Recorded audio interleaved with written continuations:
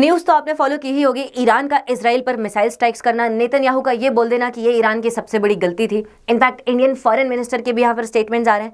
He is saying कि Israel का response करना जस्टिफाइड है, लेकिन ये रिस्पॉन्स इंटरनेशनल ह्यूमैनिटेरियन लॉ के हिसाब से होना चाहिए, because Israel was trying to find a window of opportunity here, और ये विंडो ऑफ अपॉर्चुनिटी अब इसराइल को मिल गई, राइट।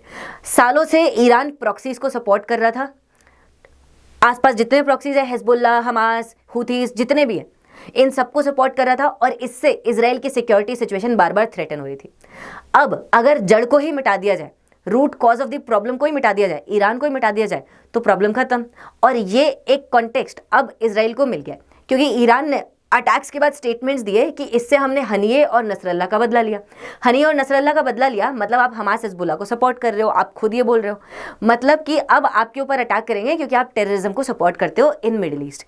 अब अटैक कहाँ होगा ये तो पता नहीं, लेकिन ये चीज़ श्योर है, जैसे ही ईरान के मेजर कैपेसिटीज़ पर अटैक होगा, Iran will decapacitate in terms of its major symbols of Ayatollah Khomeini and his regime. उसके बाद लोग खुद अलग अलग ईरान के प्रोविंसेस में पावर को टेकअप कर लेंगे और ईरानियन रिजीम के खिलाफ हो जाएंगे। जैसे इनको लगेगा कि सिवियर क्रैकडाउन से अब ये सुप्रीम थियोक्रेटिक ऑटोक्रेटिक रिजीम इनको यहाँ पर नहीं होल्ड करके रख सकती, तब ईरान खुद ही अंदर से डिसमेंटल हो जाएगा। This is being expected. This is not just by the way about women who were raising their hijabs in protest. They had done a great work in doing everyday protest by traveling every day in multiple parts of Iran without hijab. लेकिन ये सिर्फ उनके बारे में नहीं है, they had done great work, लेकिन इनके साथ साथ ऐसे बहुत सारे और फैक्शंस हैं ईरान के अंदर who had been the victim of the theocratic autocratic regime of Iran, और ये लोग यहाँ पर मेजर एक्शंस लेंगे ताकि ईरान धीरे धीरे, आप देखोगे ईरान का नक्शा जो है, मतलब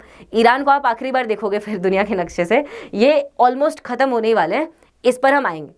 लेकिन क्या आप जानते हो उसके पहले एक इंटरेस्टिंग फैक्ट कि इजराइल और ईरान भी कभी आपस में कोऑपरेट कर रहे थे। आज ये एक दूसरे के खिलाफ लड़ रहे हैं, कभी ये एक दूसरे को वेपन सप्लाई किया करते थे, particularly during Iran Iraq war. Iraq का Saddam Hussein regime was also against Israel. तो जैसे ही ईरान इराक वॉर स्टार्ट होता है 1980 में, तब इजराइल डिसाइड करता है let me favour Iran against Iraq, right. तो इजराइल ईरान को वेपन सप्लाई करता है, फाइटर जेट्स प्रोवाइड करता है, और ये यूएस की रोनाल्ड रीगन एडमिनिस्ट्रेशन को पता था। दे न्यू इट, स्टिल इन्होंने इस क्लैंडस्टाइन सपोर्ट के बारे में कुछ बोला नहीं। ऑल्दो इसके जस्ट बाद 1982 में फिर हिजबुल्लाह बन गया।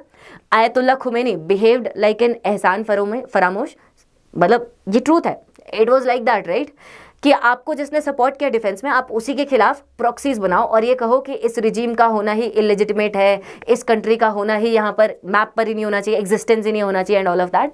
सो they did that to just ensure their rise of Shia crescent. Now they are facing the results of that. लेकिन कहानी इसके बियॉन्ड जाती है।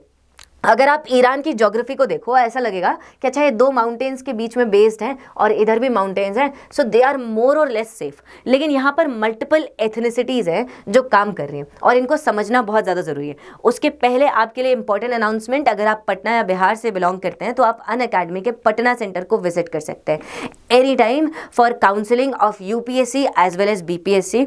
इसी के साथ साथ हमारी दिल्ली में इंग्लिश मीडियम की फाउंडेशन की बैच चला करेगी, हिंदी मीडियम की मुखर्जी नगर में फाउंडेशन बैच चला करेगी, और प्रयागराज में हिंदी प्लस इंग्लिश मीडियम की बैच चला करेगी। इन सबके इंपॉर्टेंट फीचर्स हैं current affairs, CSAT, mentorship, guidance, test series, all of that. और सबके बारे में अगर आपको जानना हो, वीडियो के डिस्क्रिप्शन में लिंक है, लिंक पर क्लिक कर सकते हो। नॉट जस्ट दिस, अगर आप अनअकैडमी ऐप भी इंस्टॉल कर सकते हो, उसके बारे में भी वीडियो के डिस्क्रिप्शन में लिंक प्रोवाइडेड है, तो आप लिंक पर क्लिक कर सकते हो। वैसे बेस्ट तो यही है कि आप सेंटर पर विजिट कर लो इन दिल्ली और इन प्रयागराज। तो मेजर यहाँ पर इम्पैक्ट ईरान की वल्नरेबिलिटी, सबको पता था ईरान वल्नरेबल है, लेकिन मेजर इम्पैक्ट डोनाल्ड ट्रंप के सैंक्शन से दिखाई देता है।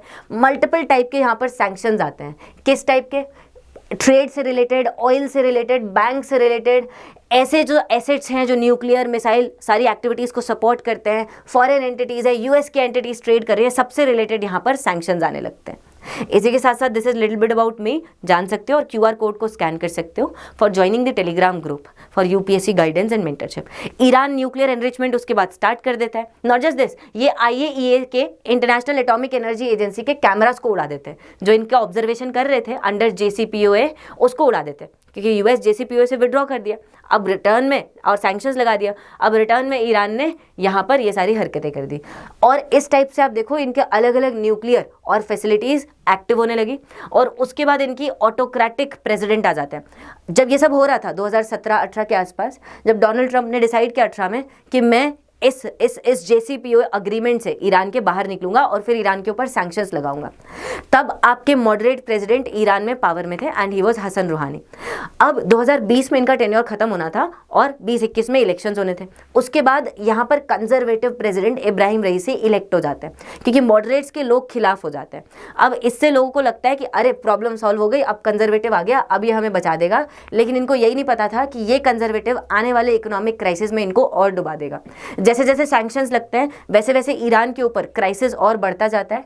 इसी का आप यहाँ पर देख लो एक रिजल्ट, क्रूड ऑयल इनका थोड़ा सा इंपैक्ट होता है। हालांकि चाइना फिर भी बफर करने के लिए आ जाता है क्रूड ऑयल खरीदने के लिए, एंड दैट टू सस्ता क्रूड ऑयल, लेकिन इन्फ्लेशन पर इंपैक्ट पड़ता है। इन्फ्लेशन पर इंपैक्ट पड़ेगा तो लोगों पर इंपैक्ट पड़ेगा। अब इस सब में आप सोच रहे होंगे कि ईरान पर इसका ओवरऑल इंपैक्ट पड़ेगा और ईरान के लोग एक नेशनलिस्टिक वेव के अंदर इसको पूरा विटनेस करेंगे, इससे पूरा लड़ेंगे, लेकिन ऐसा कुछ होता नहीं है। आप अगर ईरान के कॉन्स्टिट्यूशन को देखो, there are heavy inequalities embedded है। इनका एक कॉन्स्टिट्यूशन का आर्टिकल है आर्टिकल 44, जिसके अंदर 3 टाइप की इकोनॉमिक रिजीम्स को, 3 टाइप के सेक्टर्स को इकोनॉमी में ये लोग बेसिकली बात करते हैं। वन इज स्टेट सेक्टर, मतलब जितनी भी चीजें foreign trade, minerals, banking, insurance, power regime, power generation, dams, irrigation networks, radio, telegraph, post, सब कुछ, ये सारी चीजें ईरान में स्टेट देखता है। स्टेट ओन्ड इंटरप्राइजेस होते हैं, इनके अलावा और कोई ये सारी चीजें ईरान में कोई देख नहीं सकता। आज के टाइम पीरियड में इतना हैवी पब्लिक सेक्टर का प्रेजेंस आप कहीं नहीं देखोगे, दैट इज देयर। इसके बाद कोऑपरेटिव सेक्टर है और प्राइवेट सेक्टर को इन्होंने एग्रीकल्चर और ऐसी चुन्नू मुन्नू चीजें पकड़ा रखी हैं, राइट। तो अब इसकी वजह से होता यह है कि जो एलीट्स हैं वो तो अपनी लाइफ आराम से जी रहे होते हैं।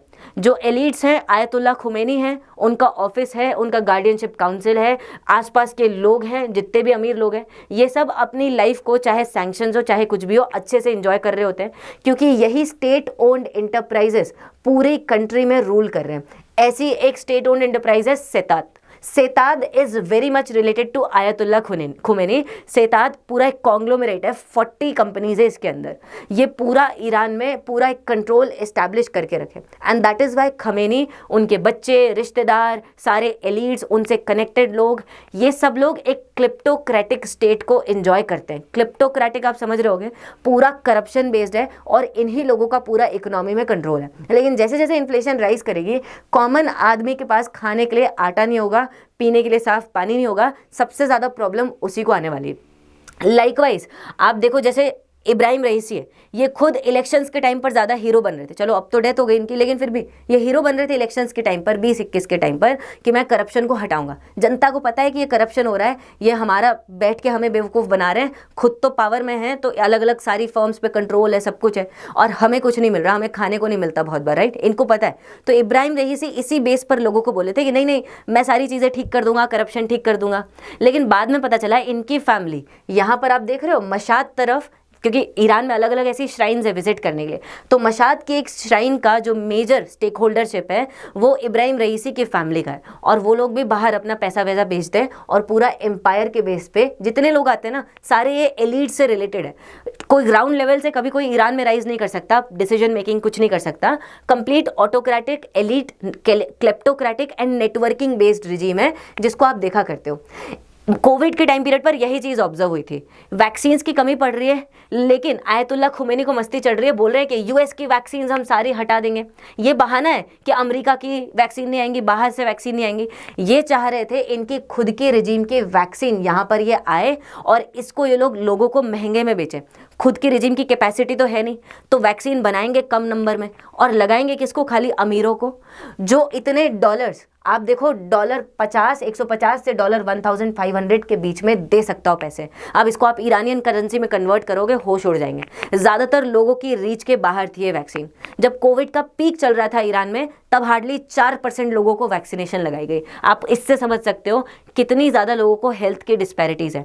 मास्क बस महंगे में बेच रहे थे, और जो खोमेनी से रिलेटेड जो सेतान है, उस सेताद है, उससे रिलेटेड जो कंपनीज़ हैं, फर्म्स हैं, पूरी एलीट से रिलेटेड फर्म्स हैं, ये खुद काला बाजारी करके रखे थे और स्टॉक करके रखे थे अलग अलग मास्क को इलीगल जगहों पे, और फिर इनको महंगे में बेच रहे थे, और हेल्थ मिनिस्ट्री इनकी कुछ नहीं कर पा रही थी। ये तो इनका लेवल है। इसके साथ साथ इनके यहाँ करप्शन भी बहुत है, क्योंकि ये जितना भी इलीगल एक्टिविटीज़ होती है मोस्टली ये लोग एलीट लोग के सपोर्टेड होती है, तो करप्शन है।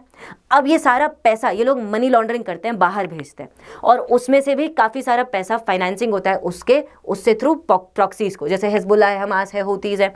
नॉट जस्ट दिस, स्टेट तो फेवर कर ही रहा है, लेकिन ये करप्शन का इलीगल पैसा भी इन लोगों के पास जा रहा है, प्रॉक्सीज के पास जा रहा है, जिससे मिडिल ईस्ट में लोगों को प्रॉब्लम्स क्रिएट हो रहे हैं। आप यहां नजर डालो, सीरिया के अंदर ज़ैनबियों और फातिमियों, ये गोलन हाइट्स के अंदर दो प्रॉक्सीज है। गोलन हाइट्स जो आज के टाइम पीरियड में इजराइल की कंट्रोल में, और यहाँ इन लोगों ने प्रॉक्सीज क्रिएट कर रखे हैं। जैसे ही इजराइल हिजबुल्लाह को ज़्यादा टारगेट करेगा, जो कर ही रहा है, तो ये दो प्रॉक्सीज ये लोग एक्टिव कर देंगे उधर से, नॉर्थ ईस्ट की तरफ से इजराइल को अटैक करने के लिए। ऐसे ही इन्होंने अलग अलग अपने एसेट्स बहरीन में बना के रखे, और इराक में जितनी भी इलीगल मनी लॉन्ड्रिंग होती है, इराकी में करप्शन एक्टिविटीज़ होती हैं, सबका पैसा ईरानियन मनी लॉन्ड्रर्स के पास जाता है, क्योंकि ये सारी फंड्स कहीं ना कहीं सारी ऑर्गेनाइजेशंस मनी लॉन्ड्रिंग में भी इन्वॉल्व होती है। सारे टाइप के ऑर्गेनाइज्ड क्राइम करना और ये सारी चीज़ें करना, that is all involve here. सारी टाइप की ऐसी चीज़ें यहाँ पर हुआ करती है। अब इसी के साथ साथ मैं आपको एक कुर्दिश इशू को हाईलाइट करना चाहूँगी। आपको ईरानियन मैप पे ऐसे ब्राउन डॉट्स दिख रहे होंगे, these are nothing but protest. 2022 में एक कुर्दिश महिला बिना हिजाब के घूम रही थी। अब उसको ईरान की मोरालिटी पुलिस ने अरेस्ट किया, और फिर वो कोमा में चली गई। उसको हॉस्पिटल में अरेस्ट किया, बाद में पता चला, हॉस्पिटल ले गए कोमा में, बाद में पता चला उसकी डेथ हो गई, क्योंकि मोरालिटी पुलिस ने उसको इधर उधर अलग अलग जगहों पे मारा था, जिसकी वजह से उस लड़की की डेथ हो गई। सो अब यहाँ पर इसके बाद अलग अलग प्रोटेस्ट राइज हो गए। पहले कुर्दिश प्रोविंसेस में, कुर्दिश एरियाज तरफ, क्योंकि यहाँ पर कुर्दिश नेशनैलिटी के लोग रहते हैं, along with Syria, Turkey, Iraq के पार्ट्स में, एंड फिर उसके बाद अलग अलग और सिटीज़ में, और फिर ये तेहरान में भी सेम ऐसे प्रोटेस्ट हुए थे, हॉस्पिटल के आसपास एंड ऑल ऑफ दैट। अब इससे कुर्दिश इशू हाईलाइट होता है। ओवरऑल आप देखो, ये पूरा area is inhabited by Kurds. इसमें से यहाँ Rojava, this is the region where Syrian Kurds are there, जिन्होंने आईसिस के राइज होने के बाद, क्योंकि आईसिस ने इनके एरियाज को भी ऑक्यूपाई किया, बाद में इन्होंने अपने एरियाज पर दोबारा कंट्रोल एस्टैब्लिश किया, दैट इज देयर, लेकिन इसका रिवॉर्ड इन कुर्दिश लोगों को मिला नहीं। सो कुर्दिश लोगों की नेशनैलिटी का इशू, हर टाइप का कुर्द, चाहे वो तुर्की में रह रहा हो, सीरिया में रह रहा हो, इराक में रह रहा हो, ईरान में रह रहा हो, हर जगह पर है। और जैसे ही कुर्दिश लोगों के ऊपर आप कुछ करोगे तो of course they are bound to give some reaction, और ये एक मेजर थ्रेट है ईरान के लिए आज के टाइम पीरियड में, specially with in the Kurdistan province which has also its border touching with Iraq. तो इसके थ्रू भी यहाँ पर कुछ चीज़ें क्रिएट की जा सकती है। Along with that there are other minorities also, multiple minorities. आप जो देखते हो Shias, that too Persian Shias, they are just in this area, जो आपके अफगानिस्तान के पास का एरिया है, प्राइमरली ये वाला लैंड मास, दश्ते काविर और दश्ते लूत नाम के डेजर्ट्स का। बाकी इसके अलावा पूरा यहाँ पर नॉर्थ में और साउथ में अलग अलग माइनॉरिटीज़ हैं। यहाँ पर बलूच प्रोविंस है, ये पूरा यहाँ पर कहीं ना कहीं वेव्स में रहता है, जैसे सिस्तान, बलूचिस्तान, यहाँ पर कॉन्स्टेंटली प्रोटेस्ट होते रहते हैं, और ईरानियन कुद्स फोर्सेज इनको दबाती रहती है, कॉन्स्टेंटली दबाती है, जिसकी वजह से फोर्स डिसअपियरेंसेस होते हैं, ऑपरेशंस होते हैं। जैसी सिचुएशन आप बलूचिस्तान में, पाकिस्तान में देख रहे हो, वैसी कुछ सिचुएशन ईरान में भी होती है, to a lower level, to a less exaggerated level. और जैसा बलूच के पाकिस्तान के बलूच में अगर बलूच इंसर्जेंसी राइज होती है, तो उसका इम्पैक्ट यहाँ भी पड़ता है। 2024 में इनफैक्ट जब एस जयशंकर ईरान में विजिट किए, तो ईरान ने उसी टाइम पीरियड पर यहाँ पाकिस्तान के बलूच में मिसाइलें फायर की थी। उसका रीज़न भी यही था, क्योंकि बलूच इंसर्जेंट सिर्फ अपने यहाँ बलूच एरिया की डिमांड नहीं करते, लेकिन सिस्तान बलूचिस्तान प्रोविंस को भी इम्पैक्ट करते हैं। यहाँ के लोग भी चाहते हैं कि इनको प्रॉपर फैसिलिटीज़ मिले, हेल्थ की, एजुकेशन की, रोटी पानी की, सब कुछ facilities and all of that. इसके अलावा एक और यहाँ पर माइनॉरिटी है दैट इज़ ऑल्सो वेरी परेशान, and that is Shia Arab, because these are Arab people, Arab origin के हैं, लेकिन शियाज हैं, कन्वर्टेड है, शियाज हैं। सो अब this is the province of खुजिस्तान, ये आप देखो खुजिस्तान का प्रोविंस है, this is touching with Iraq. Ironically Iran का जितना ऑयल है मेजॉरिटी यहाँ इस खुजिस्तान और उसके आसपास के रीजन्स में मिलता है, राइट, जहाँ पर पास में ही पर्शियन गल्फ है, क्योंकि आपको पता है पर्शियन गल्फ की वजह से ऑयल और नेचुरल गैस मिलता है, तो नेचुरल गैस तो पर्शियन गल्फ में ही मिल सकता है, लेकिन मेजॉरिटी ईरान का ऑयल यहाँ पर मिलता है। And that is why Iraq के सद्दाम हुसैन रजीम ने 1980 में यहाँ पर अटैक किया था। अब यहाँ पर जो लोग हैं ये इस बात से परेशान है कि हमारा ऑयल ले जाते हो, हमारे रिसोर्सेज ले जाते हो, वही बलूच की कहानी, सब कुछ रिसोर्सेज ले जाते हो, गदर पोर्ट बना दिया, लेकिन हमारे इन्वायरमेंट, हमारा पूरा एटमॉस्फेयर, उसको पूरा आपने परेशान करके रखा है। तो ये लोग अलग यहाँ पर ईरानियन रजीम के खिलाफ प्रोटेस्ट करने की कोशिश करते हैं और इनके साथ भी सेम सिचुएशन होती है, सेम इनके साथ बिहेवियर किया जाता है जैसा सिस्तान बलूचिस्तान के लोगों के साथ किया जाता है। अब इसके अलावा और हैं अज़ेरी लोग, आप नॉर्थ में देख ही रहोगे, यहाँ पर अजरबैजान है, इसके बाद ये ईस्ट अजरबैजान का प्रोविंस है अलॉन्ग विथ वेस्ट अजरबैजान।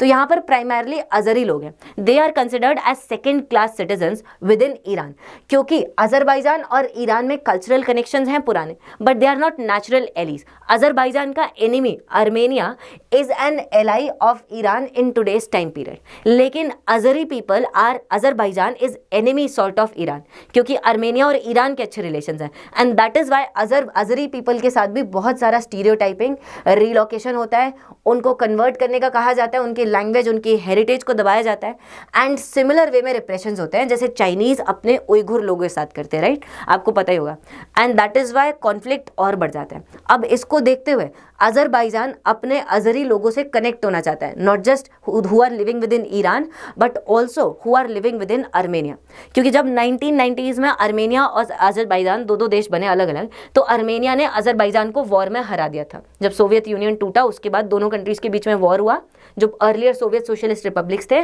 और उसके बाद आर्मेनिया ने अजरबैजान को हरा दिया। अब जब हरा दिया तो अजरी प्रोविंस था एक अलग से, ये अलग रह गया और बाकी अजरबैजान पूरा अलग रह गया।